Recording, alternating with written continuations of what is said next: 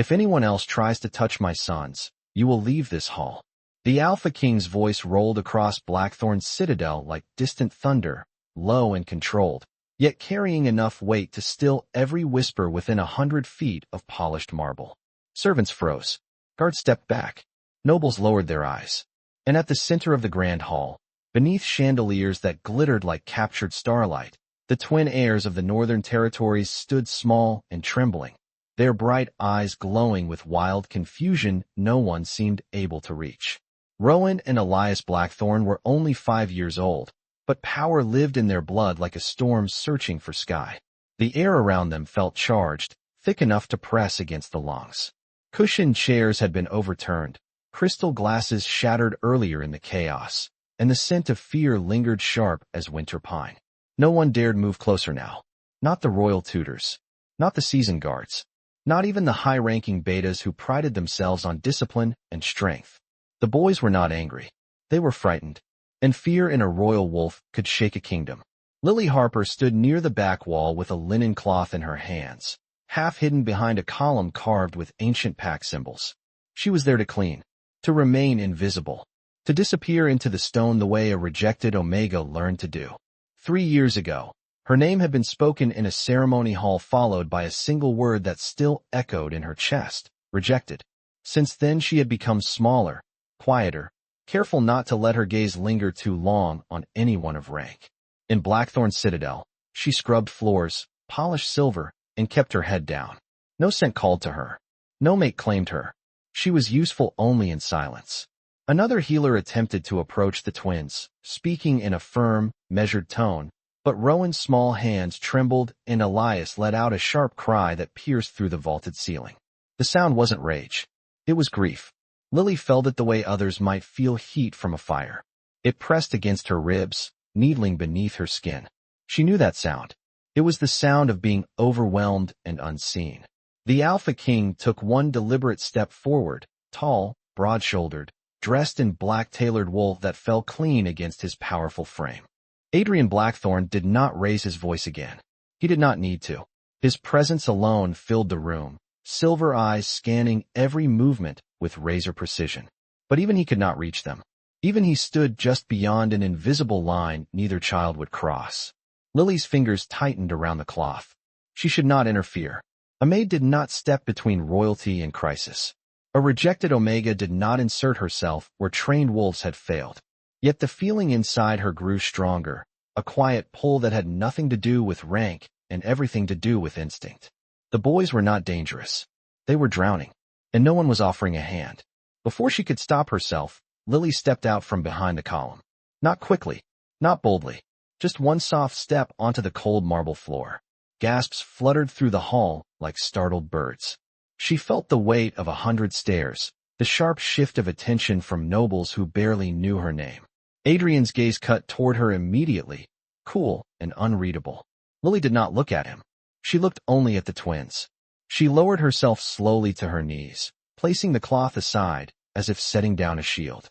"It's okay," she whispered, her voice steady though her heart beat hard against her ribs. She opened her hands, palms empty, offering nothing but calm. The grand hall held its breath. For a moment nothing happened, and in that suspended silence Lily felt every pair of eyes measuring the audacity of a maid kneeling before the heirs of the realm. Yet she kept her gaze steady on Rowan and Elias because it was easier to face frightened children than the sharp scrutiny of nobles. Rowan's small chest rose and fell too fast, his hands curled tight, as if he were holding on to something invisible, while Elias stood half a step behind him, lower lip trembling though he tried to look brave. And Lily recognized that look too, the look of someone trying not to fall apart in front of a world that expected strength. She shifted her weight slowly, so the marble would not echo beneath her knees, and spoke again, softer this time, as though sharing a secret instead of giving instruction, telling them that the room was loud, but she was not, telling them that the lights were bright, but she would stay right here, telling them that it was all right to feel too much at once. A murmur rippled through the hall when Rowan's glow flickered, not vanishing but dimming like a lantern turned low, and Adrian Blackthorne did not move, yet his presence pressed closer, silver eyes fixed on the smallest change in his sons. Lily extended one hand only halfway, palm open, stopping short of touching them because she understood that trust was not taken. It was offered. Elias blinked first, confusion, replacing panic, and he tilted his head as if catching a scent carried on winter air, something unfamiliar but not unwelcome. Lily felt the familiar warmth build beneath her skin, the quiet well inside her that had always made her different, not dramatic or blazing, but steady like sunlight through a window. And she let that warmth flow into her voice as she hummed a simple melody her mother used to sing in their small cottage miles from any throne room. A tune with no grand words, just rhythm and reassurance. Rowan's shoulders lowered by an inch, then another, his breathing evening out as though he had finally found something solid to stand on. One of the nobles shifted impatiently, whispering that this was reckless, that the Omega should be removed, but Adrian lifted one hand without looking away from the scene, and the whisper died instantly.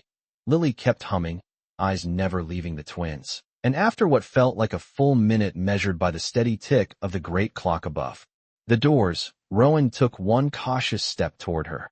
The entire hall seemed to inhale at once. Elias followed, smaller fingers uncurling, and when Rowan reached her, he did not snarl or flinch, but simply looked down at her open palm, as if asking a question no one else had thought to answer. Lily smiled, not wide, not triumphant, just gentle, and whispered that she was right here. Slowly, carefully, Rowan placed his hand in hers, and the charged air that had gripped Blackthorne Citadel all morning began, at last, to soften. Rowan's fingers were small and warm in Lily's palm, not trembling now, but clutching as though he had finally found an anchor, and the simple contact sent a quiet ripple through her chest that felt less like magic and more like recognition. Elias hesitated only a heartbeat longer before stepping closer. 2. His shoulder brushing against his brother as if drawing courage from the shared space between them, and Lily shifted slightly, so she was not looming above them, but kneeling at their level, her skirt pooling softly across the marble floor. She did not look toward the throne end of the hall where Adrian Blackthorne stood, because she could feel his attention like sunlight on her back, steady and unblinking, and she knew that if she met those silver eyes too soon, she might remember her place and pull away. Instead, she focused on the twins, lowering her voice to something meant only for them, asking Rowan if the noise had hurt his ears, asking Elias if the lights felt too bright, giving them words for sensations they did not yet know how to explain. Rowan nodded once, quick and embarrassed, while Elias pressed closer against her side, his breathing evening out to match the rhythm of her quiet humming. The faint golden sheen that had hovered in their eyes faded completely, leaving behind the clear blue-gray of children who looked suddenly very young. A few feet away, one of the royal advisors cleared his throat and murmured that the display was highly irregular, that allowing a rejected Omega such proximity set a dangerous precedent. But the sound cut off mid-sentence when Adrian's presence shifted, not louder, not harsher, simply decisive. Lily felt that shift without turning. A change in the air like a door closing softly, yet firmly. Rowan glanced up at her, studying her face as if memorizing it, and asked in a small voice why she did not smell afraid. The question startled her more than any command could have, and she answered honestly that she had been afraid before, but not of them, never of them. Elias lifted his hand and touched the sleeve of her simple gray dress, frowning in concentration as though sensing something others had missed. The hall remained silent, nobles and guards alike watching the scene unfold with the kind of disbelief usually reserved for legends told around winter fires. Lily became aware of the steady beat of her own heart, slower now, strong and sure, and she let that steadiness flow outward through her tone as she suggested they step outside where the air was cooler and the sunlight softer. She did not command, she invited. Rowan looked over his shoulder toward his father, uncertainty flickering across his features, and for the first time since the chaos began, Adrian moved closer, closing the distance in measured strides until his shadow fell across all three of them. He did not reach for his sons. He did not issue an order. He simply asked, in a voice that carried authority yet held an undercurrent of something raw, if they wished to go. Rowan tightened his grip on Lily's hand and nodded, and Elias mirrored him without hesitation. Lily finally lifted her gaze to meet the Alpha King's, expecting reprimand, dismissal, perhaps even quiet anger, but what she found instead was scrutiny edged with something far more unsettling. Not suspicion, not gratitude, but recognition, as though he too had sensed the shift in the air and was trying to understand how a maid no one had chosen had just become the calm at the center of his storm. The doors to the eastern terrace opened with a muted creak, and cool afternoon air slipped into the grand hall like a quiet blessing. Sunlight stretched across the stone in pale gold bands, softening the sharp edges of the morning's tension as Lily rose carefully, still holding Rowan's hand while Elias hovered close to her side, his fingers lightly gripping the fabric of her sleeve. Adrian walked beside them, not ahead, not behind, but close enough that his presence formed an unspoken boundary between his sons and the watching court. Outside, the terrace overlooked rolling hills that spread for miles, green and steady beneath a wide American sky, and the breeze carried the scent of pine and distant rain instead of fear. Rowan blinked against the brightness, then released a slow breath as if he had been underwater for hours. Lily guided them toward a shaded bench carved from white oak, its surface warmed by the sun, and knelt again so they would not feel towered over. She asked them to listen, not to her voice this time, but to the wind moving through the trees, to the distant rustle that sounded like a whispered promise. Elias tilted his head, curious, and after a moment he nodded, whispering that it sounded like waves. Rowan closed his eyes, shoulders lowering further, the tension draining from him inch by inch. Adrian remained standing for several seconds, arms loosely crossed, watching every detail with the focus of a man accustomed to command yet unfamiliar with helplessness. Lily felt his gaze but kept her attention on the twins, asking them if they remembered the lake on the northern edge of the territory, the one where the water reflected the sky like a mirror. Rowan nodded again, this time more firmly, and said he liked the way the air felt cooler there. Lily smiled gently and told him to imagine that air now, brushing across his face, steady and calm. Elias leaned against her knee without thinking, and she rested her hand lightly on his back, not restraining, simply present. From the doorway behind them came a faint murmur of disapproval, a noblewoman's voice suggesting that such familiarity blurred necessary lines of rank. But Adrian's answer was quiet and final, a single word that carried authority without volume. Silence followed. Lily sensed the shift again, the way the Alpha King's decision settled over the terrace like a seal placed upon parchment. Rowan opened his eyes and looked up at his father, not with defiance, not with fear, but with a tentative trust that had been missing earlier. Adrian stepped closer then, kneeling for the first time that day so that his sons did not have to look up at him. The gesture was small but monumental. Lily felt it in the way the air warmed. Elias reached out and took his father's hand, and Rowan did the same, forming an unsteady circle that held more power than any command shouted in the hall. For a heartbeat, Adrian's silver eyes met Lily's again, and this time there was no distance in them, only a quiet question, as if he were beginning to understand that strength did not always arrive with raised voices or rigid control. Sometimes it arrived on soft steps, carrying nothing but patience, and changed everything. The terrace remained quiet long after the storm inside the hall had passed, as if the very walls of Blackthorne Citadel were adjusting to a new rhythm. Rowan leaned against his father's knee while Elias sat close to Lily, tracing faint patterns into the sun-warmed wood of the bench with small, thoughtful fingers. The boys were no longer trembling, no longer overwhelmed by the invisible surge that had shaken the palace earlier, and Lily felt the difference like a subtle shift in temperature. The air no longer sharp but breathable. She withdrew her hand slowly from Elias's back, careful not to break the fragile calm, and began speaking about ordinary things, about how the kitchen would be baking honey bread that afternoon, and how the scent would drift all the way to the courtyard if the wind was strong enough. Rowan glanced up with mild interest, asking if there would be cinnamon in it, and Lily smiled, answering that she would make sure there was. Adrian watched this exchange with an intensity that was no longer guarded but searching, as though he were mapping unfamiliar territory. He had commanded armies and negotiated treaties across hundreds of miles of contested land, yet this quiet conversation between a maid and his sons seemed to hold more power than any council meeting.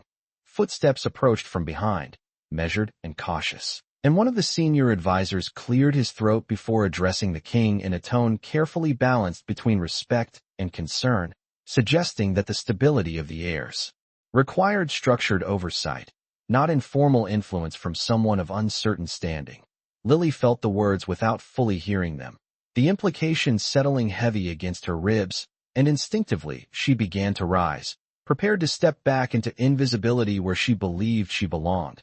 Before she could stand, Rowan's fingers wrapped around her wrist, not forceful, simply firm enough to anchor her in place. Elias mirrored his brother, pressing closer and shaking his head slightly as if the very idea of her leaving unsettled him.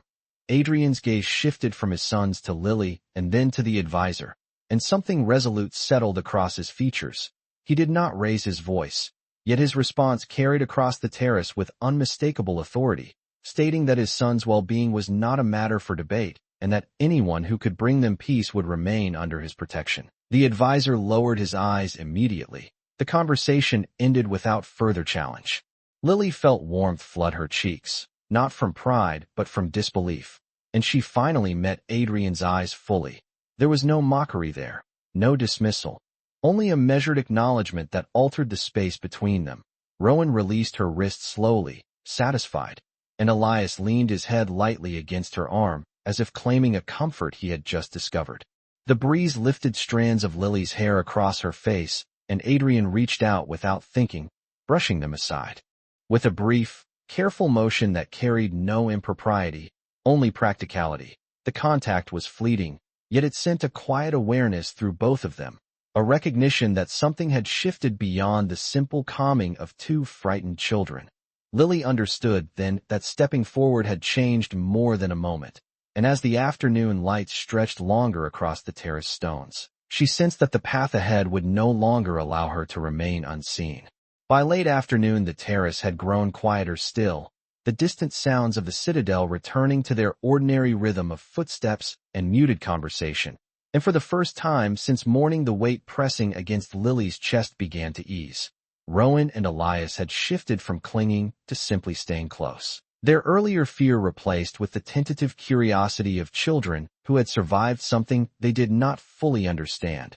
Adrian remained beside them, no longer rigid but thoughtful, as though recalculating every assumption he had carried about strength and control. When a servant approached to announce that evening lessons had been delayed due to the morning's unrest, Rowan surprised them all by saying he would prefer to remain outside a little longer, and Elias nodded quickly in agreement.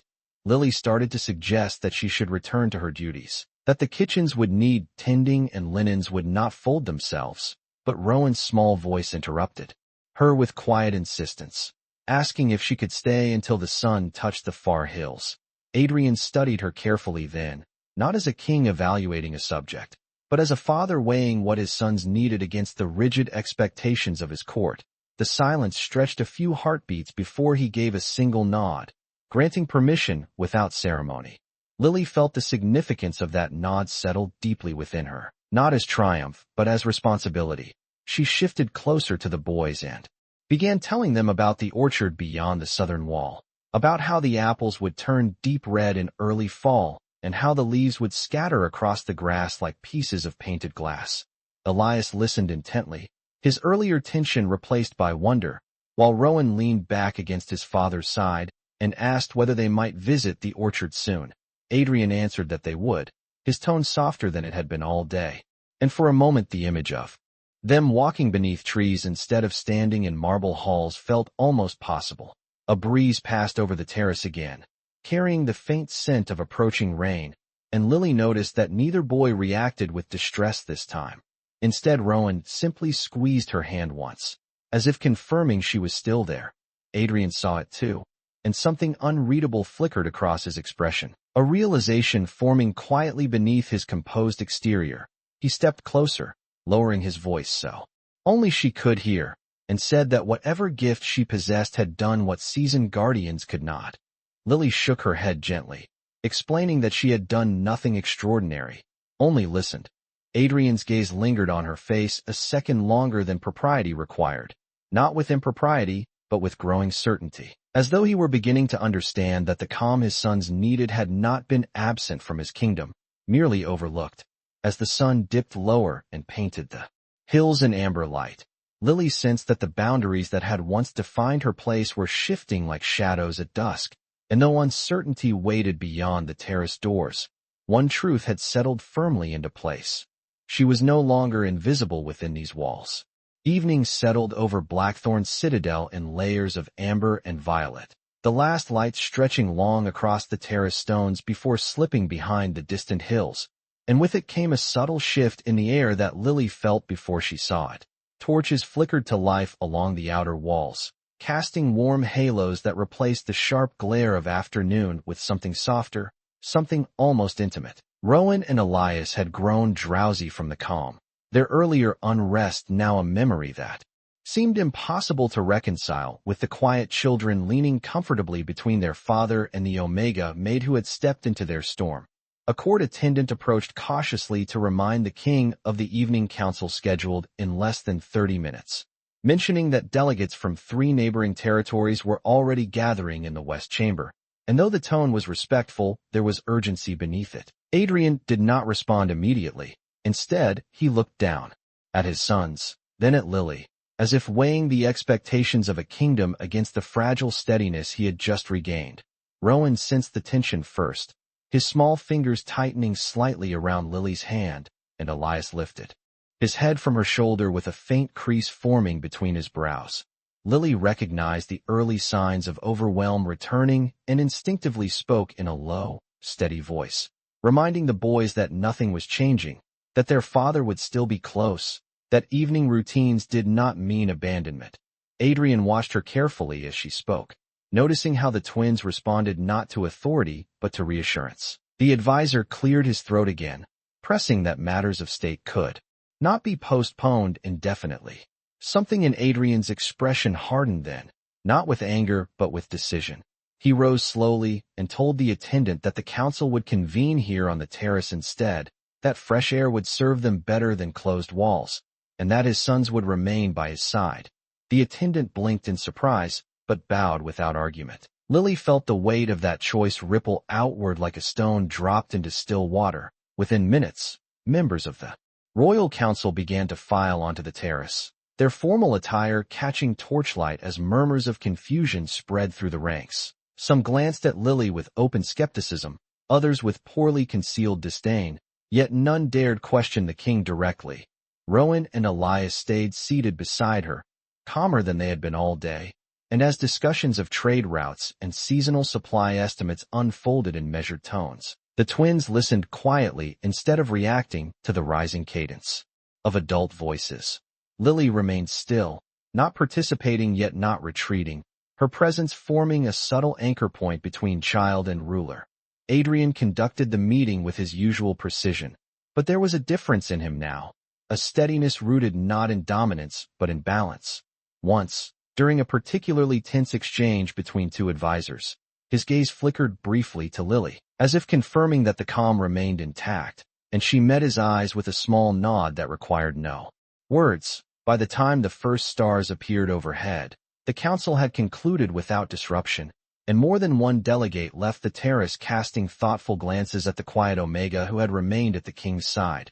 As the torches burned brighter against the deepening sky, Lily realized that what had begun as a single step forward had quietly reshaped the very way Blackthorne Citadel breathed.